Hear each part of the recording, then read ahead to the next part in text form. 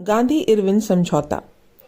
Gandhi Irwin समझौता से युवाओं और वामपंथियों को, जिनके दायरे में आमतौर पर क्रांतिकारी और श्रमिक संघ आते थे, पर्याप्त निराशा हुई थी, जबकि भारतीय जनता को यह समझौता गांधी जी की विजय प्रतीत हो रहा था।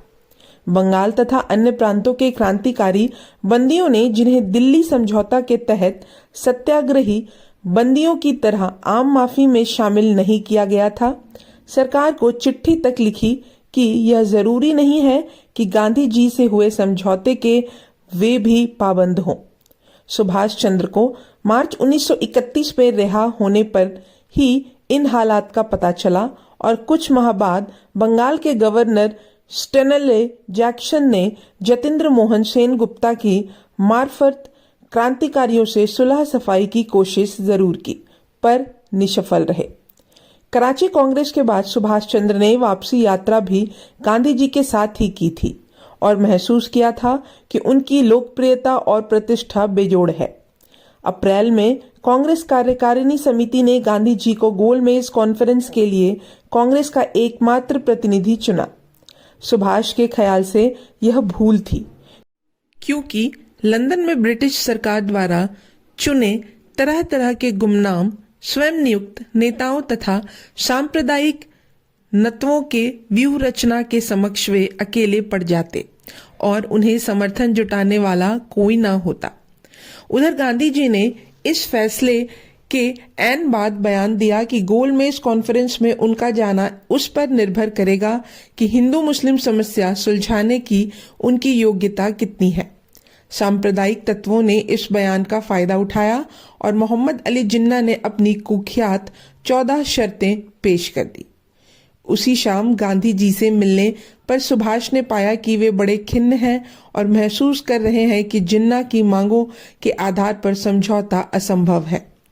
सुभाष ने उन्हें यह राय दी कि कांग्रेस को राष्ट्रवादी हिंदुओं तथा राष्ट्रवादी मुसलमानों में समझौता कराने की कोशिश करनी चाहिए और यह परवाह किए बिना कि राष्ट्र विरोधी तत्व क्या सोचते हैं और करते हैं। ब्रिटिश सरकार के समक्ष इस समझौते को राष्ट्र मांग के रूप में रख देना चाहिए। गांधी जी ने साफ साफ पूछा कि अलग अलग निर्वाचन मंडलों पर उन्हें क्या आपत्ति है। सुभाष ने स्पष्टतम शब्दों में जवाब दिया कि भिन्न भिन्न निर्वाचन मंडल राष्ट्रवाद के मूलभूत सिद्धांतों के विरुद्ध है और इस आधार पर मिला स्वराज भी उनके लिए आग्रहण होगा।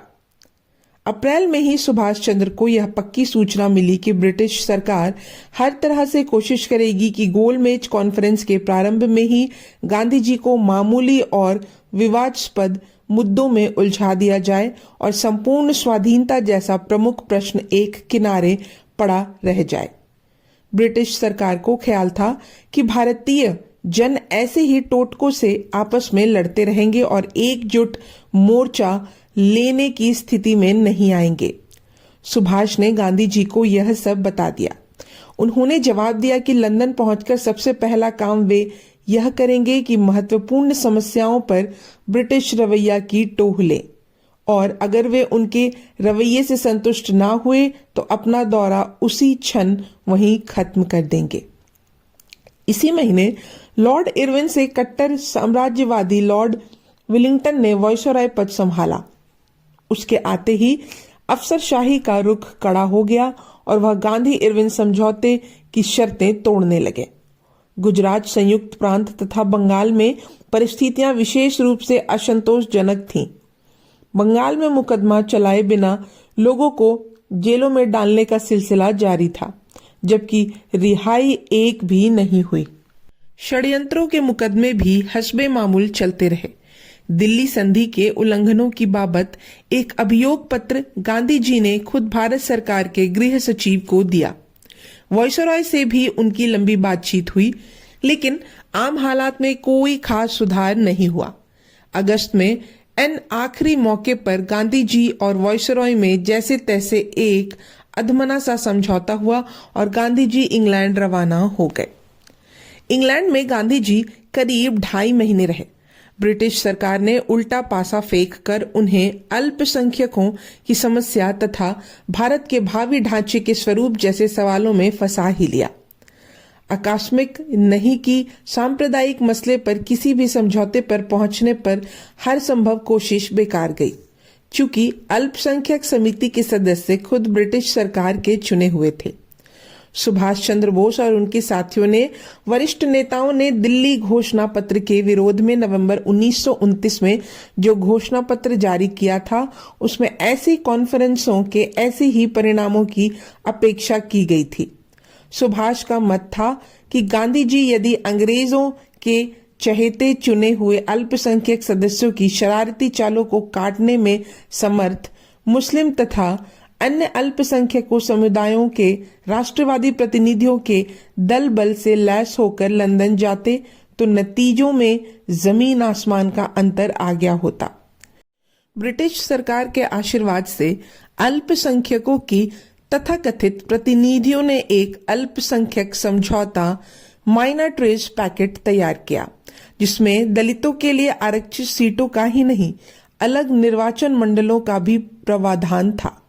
ब्रिटिश प्रधानमंत्री ने दावा किया कि माइनॉरिटीज पैकेट भारत के 15 करोड़ अल्पसंख्यक लोगों को स्वीकृत है और गांधी जी के स्टैंड को गलत बताते हुए कहा कि सांप्रदायिक समस्या सुलझाने में हमारी असफलता भारत के सम्मत संविधान के प्रगति में बाधक बन रही है।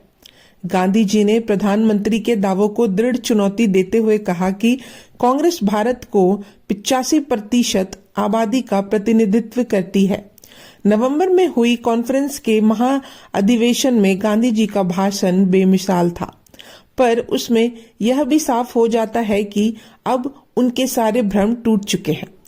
सुभाष चंद्र का मत था कि महात्मा गांधी की लंदन यात्रा की योजना ही त्रुटिपूर्ण थी और उनके दल में अच्छे तथा उपयुक्त सलाहकार नहीं थे।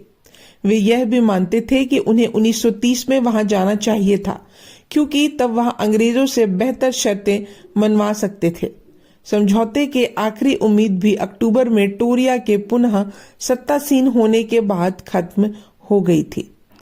सुभाष चंद्र को इसका भी अफसोस था कि गांधी जी की विदेश यात्रा का इस्तेमाल भारतीय स्वाधीनता के मामलों को अंतर्राष्ट्रीय राजनीतिक समस्या के तौर पर उठाने के लिए नहीं किया गया।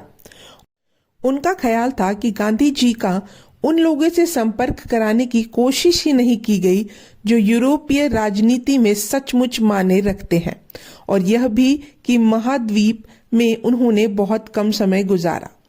गांधी जी 1931 के अंतिम दिन भारत लौटे और मातृभूमि पर उनका उत्साह और हार्दिकता भरा स्वागत हुआ। उनकी अनुपस्थिति में सरकार ने निरंकुशतापूर्ण दमन नीति का अमल में लाने की एक गजब की योजना बनाई थी। उधर युवा और श्रमिक संगठन जो शुरू से ही गांधी इरविन समझौते के भत्सना करते आए थे, भविष्य में संघर्ष छेड़ने के लिए अपने अभियान विषयक लक्ष्यों का जायजा लेते रहे।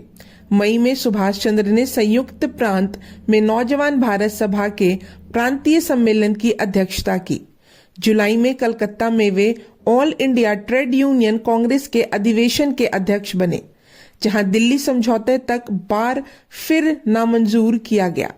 सरकारी दमन से क्रुद्ध बंगाल के क्रांतिकारियों ने जवाब में चटगांव सशस्त्रागार कांड का अनुसरण करते हुए आतंकवादी गतिविधियों का एक सिलसिला कायम कर दिया। इस पर सरकार अपनी आतंक नीति में तेजी ले आई और उसने कई जिलों में अघोषित सैनिक शासन ही लागू कर दिया। इस तरह सरकारी दमन क्रांतिकारी आतंकवाद और राजशक्ति के प्रत्यांतक का एक दुष्चक्र ही चल पड़ा। यहाँ तक कि गांधी इरविन युद्ध विराम के दौरान भी कुछ क्रांतिकारी बंदियों को मृत्युदंड सुनाकर फांसी दे दी गई।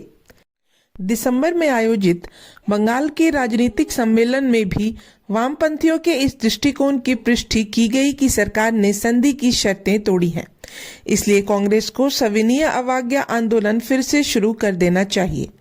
उत्तर पश्चिमी की सरहदें सूबी फ्रंटियर में सरकार खान अब्दुल्ला गफर खान के अनुयायी लाल कुर्ती स्वयंसेवकों पर बुरी तरह टूट पड़े। संयुक्त प्रांत होकर आए एक ब्रिटिश समाजवादी लेखक ब्लेसफर्ड ने सुभाष चंद्र को बताया कि वहां की स्थिति किसान क्रांति के मुहाने पर है। भारत लौटने के तुरंत बाद महात्मा गांधी ने वायसराय लॉर्ड विलिंगडन को पत्र लिखा कि सरकार अपने सही रुख को स्पष्ट करे। वायसराय का जवाब नकारात्मक एवं अमैत्रीपूर्ण था। तब कांग्रेस कार्यकारिणी समिति ने एक प्रस्ताव पारित किया कि जो वायसराय को अस्वीकार्य लगा और उसने गांधी जी से मिलने से ही इनकार कर दिया। अब सविनय अवज्ञा आंदोलन दोबारा शुरू करने के सारे कारण मौजूद थे। यह भाग यहीं समाप्त होता है। मिलते हैं अगले भाग में, तब तक के लिए धन्यवाद।